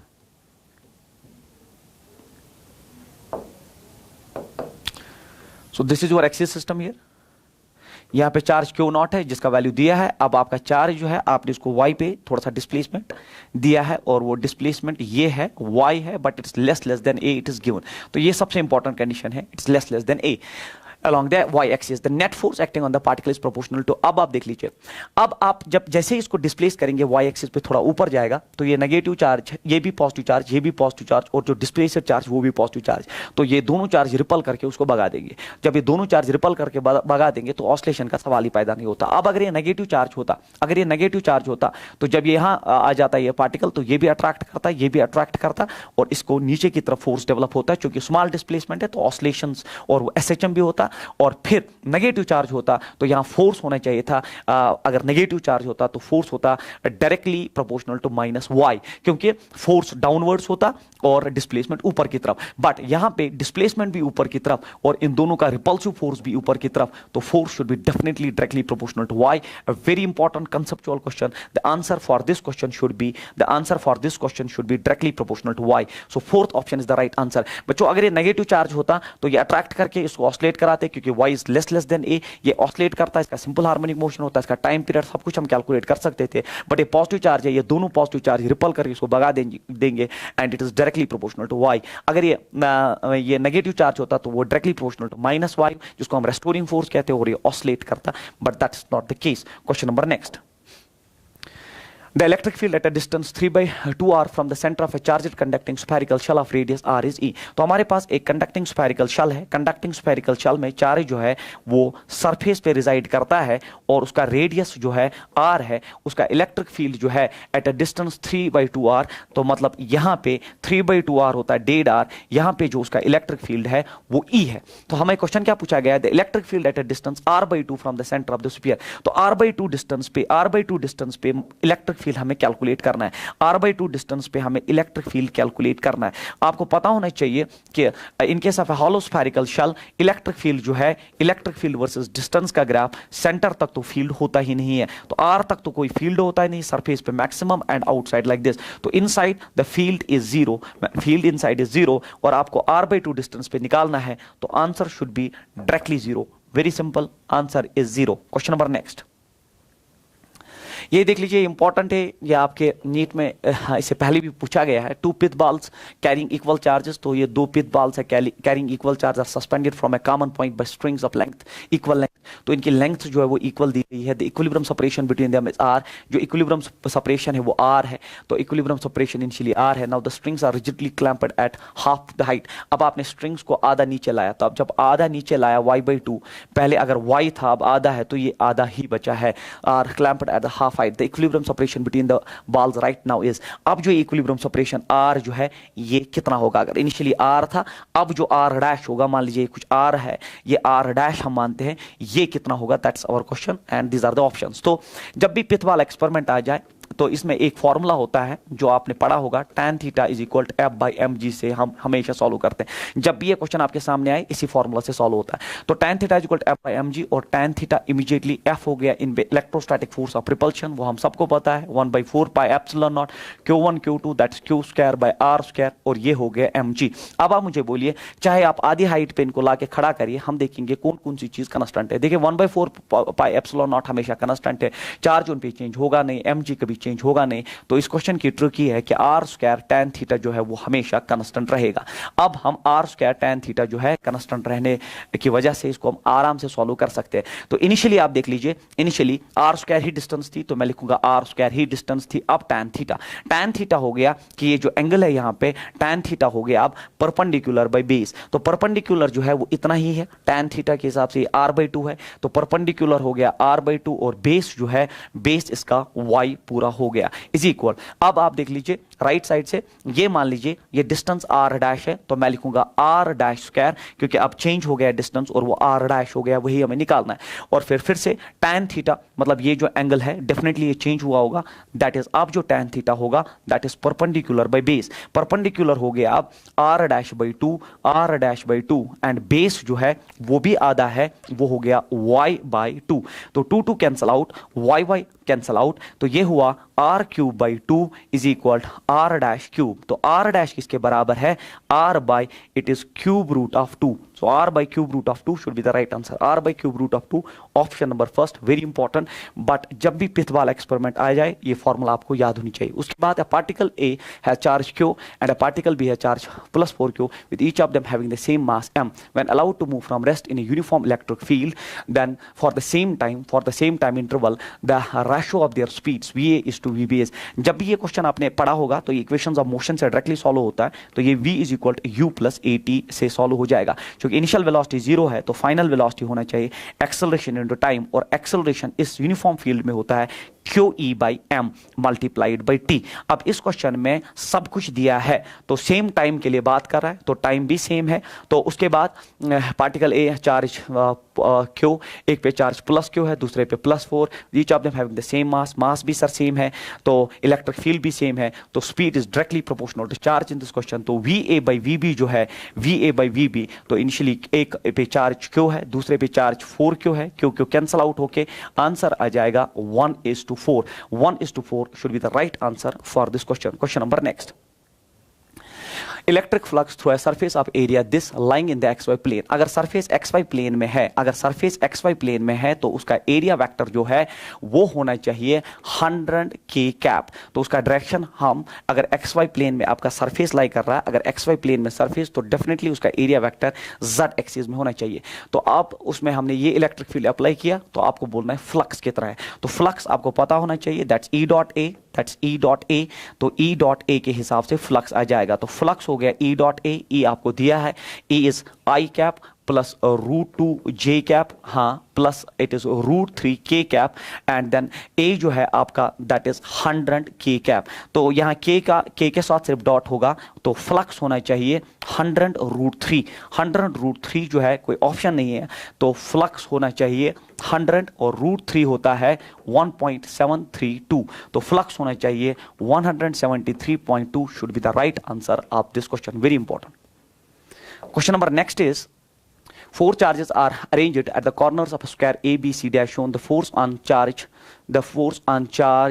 plus Q kept at the center। तो अगर यहाँ पे कोई चार्ज प्लस Q है, हमें इस पे फोर्स निकालना है, तो हम फोर्स कैसे निकालेंगे, सी है।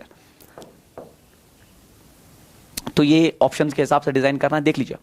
अगर ये Q जो है प्लस Q, इस Q को फोर्स F से रिपल कर रहा है, तो अगर ये फोर्स जो है रिपल्शन वाला फोर्स F है, तो 2Q जो डेफिनेटली 2Q जो होगा उसका फोर्स ऑफ रिपल्शन 2F होगा, और रिपल्शन होगा क्योंकि ये पॉजिटिव है तो ये रिपल करेगा F से। अगर Q को F से रिपल कर रहा है तो 2Q 2F से रिपल करेगा, क्योंकि फोर्स का इक्वेशन हम सबको पता है, it is 1/4 pi epsilon not Q1 Q2 by R square. तो it is directly proportional to the product of magnitudes. अगर एक का मैग्नीट्यूड दुगना होता है तो फोर्स अकॉर्डिंगली दुगना हो जाएगा। तो ये रिपल्सिव फोर्स है, और फिर अगर ये -Q इसको अट्रैक्ट कर रहा है, अगर ये -Q इसको अट्रैक्ट करेगा फोर्स F से, अगर ये फोर्स F से इसको अट्रैक्ट करेगा, तो 2Q जो है 2Q जो है इसको अट्रैक्ट करेगा विद 2F, क्योंकि मैग्नीट्यूड दुगना होने की वजह से अट्रैक्शन 2F हो गया। अब देख लीजिए, पहले डायगोनल उड़ा दीजिए, ये दो अपोजिट वेक्टर्स है तो सब्ट्रैक्ट हो जाएंगे, ये दो अपोजिट वेक्टर्स है तो डेफिनेटली सब्ट्रैक्ट हो जाएंगे।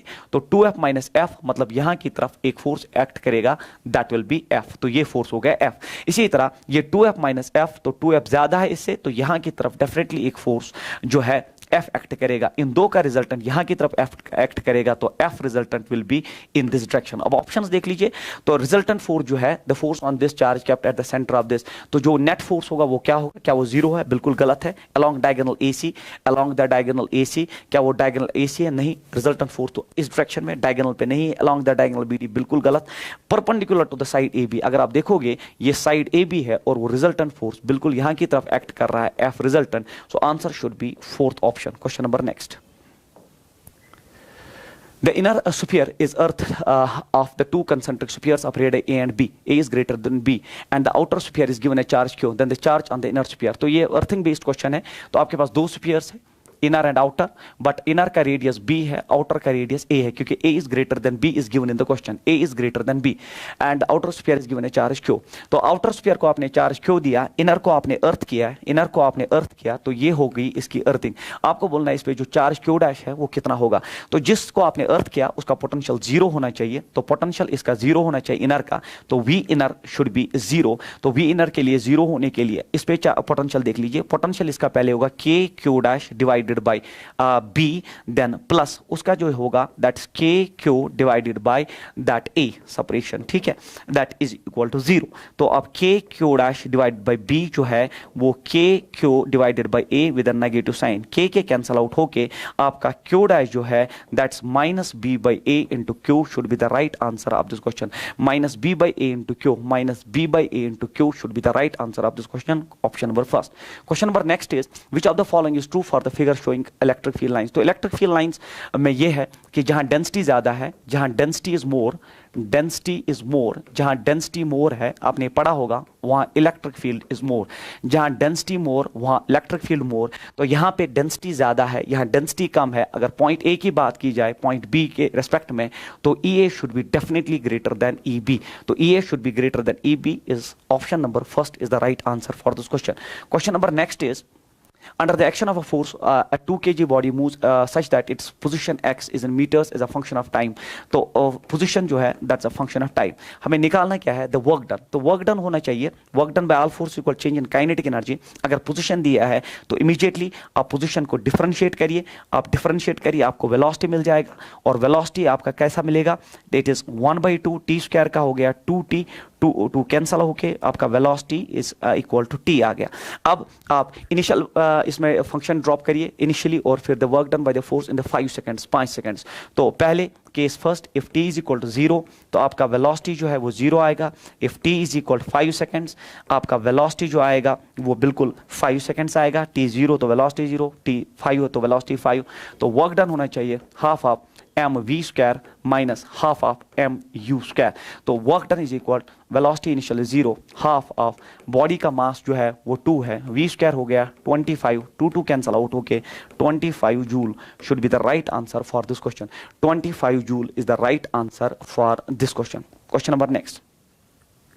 A rope is used to lower vertically a block of mass m and at a distance d, at a constant downward acceleration g/4. The work done by the rope on the block is। तो ये भी बहुत important question है। एक रोप और एक block system है, और ये बोल रहा है कि हमने इस रोप से इसको वर्टिकली डाउन लिया बाय अ डिस्टेंस d, और इस पे जो एक्सेलरेशन ड्यू टू ग्रेविटी है, एक्सेलरेशन जिस एक्सेलरेशन से नीचे लिया दैट इज g/4।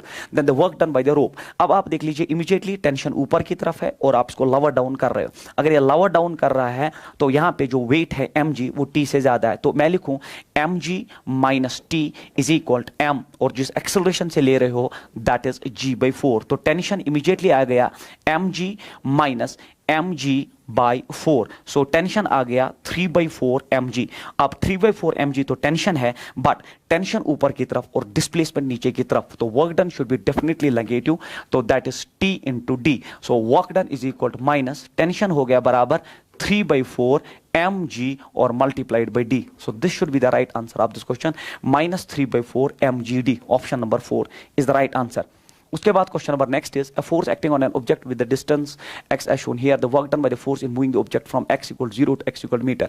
तो फोर्स डिस्प्लेसमेंट ग्राफ जो है, फोर्स डिस्प्लेसमेंट ग्राफ जो है वो आपको हमेशा वर्क डन देता है, तो इसका एरिया आपको वर्क डन देगा। तो एरिया इमीडिएटली निकालिए, इट इज हाफ ऑफ, तो एरिया जो है आप पहले स्क्वायर का निकालिए, its length that is 3 into breadth, अगर आप देखेंगे दैट इज 3 प्लस ट्राइंगल का हो गया हाफ ऑफ बेस, बेस अगर आप देखोगे दैट इज 3 इंटू ऑल्टीट्यूड जो है दैट इज 3, तो ये हो गया W इज इक्वल 9 माइनस ये हुआ 9/2, तो 18 by it is work is equal 9 2 18 minus 9 divide by 2, 18 minus 9 is 9/2, answer should be 4.5 joule is the right answer of this question. तो ये वेरी सिंपल क्वेश्चन है, area under FT curve, F displacement force time force displacement curve ही हमें work done देता है। Question number next जो है आपका, 3 charges Q, Q and Q are placed at the vertex of a right angled isosceles triangle as shown in the figure, the net electrostatic energy of the configuration is 0 if Q is, तो this is again A very important question.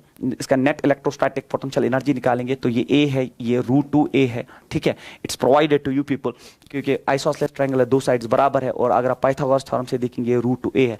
हमें बोल रहा है इसका net electrostatic potential energy 0 है, उसके लिए Q कितना होना चाहिए, तो इलेक्ट्रोस्टैटिक पोटेंशियल एनर्जी हमें हर एक चार्ज का प्लेस कर देंगे, तो वो होता है K, तो Q1 Q2 that is Q divided by R that A, then plus plus हो गया बराबर ये 1/4 pi epsilon that's Q it's Q square divided by R that's A, then plus अगर आप इन दो चार्जेस को पकड़ लो तो ये आ जाएगा Q divided by distance, distance is √2a, and ये बोल रहा है ये सारा जो है वो 0 है, इलेक्ट्रोस्टैटिक पोटेंशियल एनर्जी 0 है। तो अगर ये 0 सारा है तो इसमें आप देख लीजिए पहले कॉमन चीजें क्या क्या है, दैट इज K कॉमन है, A कॉमन है, और एक स्मॉल Q तो बिल्कुल कॉमन है, अंदर जो बचता है यहाँ एक कैपिटल Q, यहाँ बचता है एक स्मॉल Q, यहाँ बचता है एक कैपिटल Q और √2, और ये सारा जो है 0, ये सारा इस 0 के साथ उड़ जाएगा क्योंकि क्रॉस मल्टीप्लाई और फिर डिवाइड होके ये यहाँ पे देख लीजिए, ये यहाँ आप देखिए it is Q plus Q by √2 is equal to minus Q, इसको मैंने कैरी किया, तो यहाँ आप देख लीजिए इट इज Q, अंदर ही बचेगा √2 minus +1 divided by √2 is equal to minus Q। हमें निकालना है कैपिटल Q किसके बराबर है, तो आपका कैपिटल Q इमीडिएटली हो गया बराबर माइनस Q, √2 मल्टीप्लाई हो जाएगा डिवाइडेड बाय √2 + 1, बट ऐसा कोई ऑप्शन है नहीं, √2 है नहीं, इसलिए रैशनलाइजेशन करेंगे √2 से मल्टीप्लाई √2 से डिवाइड, जब √2 से मल्टीप्लाई √2 से डिवाइड करोगे तो Q किसके बराबर है, तो √2 2 होता है, तो इट्स -2Q डिवाइडेड बाय, अब ये √2 जो है वो जो है फिर से जो है √2 2 ही होता है, plus 2 into 1 it is √2 into 1 is 2 plus √2, so option number 2 is the right choice for this question. Question number next is a block of mass is suspended by a light thread from, तो a block of mass m is suspended by a light thread from an elevator, the elevator is accelerating upward with a uniform acceleration A, अगर ये accelerate ऊपर करेगा तो immediately इस पे pseudo force downwards होके इसका वेट बन जाएगा mg + a, तो इमीडिएटली यहाँ जो टेंशन डेवलप होगा T, तो T आ गया मेरा, T इमीडिएटली आ गया mg + a, ये स्यूडो फोर्स बेस्ड है, एलिवेटर ऊपर जाएगा तो थ्रस्ट नीचे मिलेगा, फिर हमें बोल रहा है work done by the tension on the block during t seconds is, तो चूंकि डिस्प्लेसमेंट ऊपर की तरफ है, ये डिस्प्लेसमेंट ऊपर की तरफ है, और हम सबको पता है डिस्प्लेसमेंट होता है बराबर ut plus half of at square, initially rest से स्टार्ट किया तो डिस्प्लेसमेंट हो गया half of a, then it is t square, half of at square. अब वर्क डन टेंशन ने क्या किया, टेंशन भी ऊपर डिस्प्लेसमेंट भी ऊपर, work done is equal tension into displacement, work done is equal tension, tension हमने निकाला mg + a into the displacement, अगर आप डिस्प्लेसमेंट देखोगे that's half of at square, so this should be the right answer, तो it is m/2, बिल्कुल ये 2 नीचे आ जाएगा, it is g + a and then at square, first option is the right answer for this question. Question number next is consider the charge configuration and a spherical Gaussian surface as shown the figure, then electric field at surface will be due to, हमें electric field निकालना है, ठीक है, not flux, we have to calculate electric field। तो अब हमें बोलना है सरफेस पे इलेक्ट्रिक फील्ड किस किस की वजह से होगा, Q2 only the positive charges, all the charges, तो अगर आपको याद होना चाहिए यार, इसमें बच्चे जो है ना मैक्सिमम इसमें हिट कर देंगे जो है सर फ्लक्स होता है Q1 की वजह से, बट कोई Q1 by the way option भी नहीं है, तो आप बच गए, तो फ्लक्स सर Q1 की वजह से, जो चार्ज इनर होता है, बट ये फ्लक्स की कहाँ बात कर रहा है, ये बोल रहा है फील्ड का, किसकी वजह से, फील्ड हर एक चार्ज की वजह से होगा, इस चार्ज की वजह से, इस चार्ज की वजह से, चाहे वो एक्सटर्नल हो इंटरनल हो, सरफेस पे हर एक की वजह से फील्ड होगा। तो फील्ड जो है it is all the charges. अगर फ्लक्स पूछता तो सिर्फ इनर चार्ज, बट फील्ड हर एक चार्ज की वजह से होना चाहिए। उसके बाद है vertical spring with force constant K is fixed on a table, a ball of mass m and a height at a height h above the free surface and of the spring end of the spring falls vertically on the spring so that the spring is compressed by distance the net work done। तो ये work energy theorem based question फिर से है कि आपके पास एक table है, उस टेबल पे आपने एक स्प्रिंग को ऐसे जो है ऐसे रखा है, और फिर क्या हुआ, एक बॉल ऊपर से गिरी, जो बॉल है मास m की और वो हाइट h से नीचे गिरी। तो ऐसा अभी तक जो इसमें कहानी बोली गई है, इसका स्प्रिंग कांस्टेंट भी दिया गया है k। फिर क्या बोल रहा है, तो a ball of mass m at a height h above the free upper end of the spring falls vertically on the spring so that the spring is compressed by distance d। अब ये थोड़ा d compress हो गया, नीचे चला गया, compress हुआ, फिर हमसे पूछ रहा है the net work done in the process. तो net work done in the process फिर से मैं बोलूं, work done by all forces equal change in kinetic energy. Work done by all forces, work done by all forces is equal to change in kinetic energy. अगर आप देखोगे initially भी rest है तो काइनेटिक एनर्जी इनिशियली भी zero है, finally भी जब कंप्रेशन हुआ होगा तो फाइनली भी काइनेटिक एनर्जी जीरो है।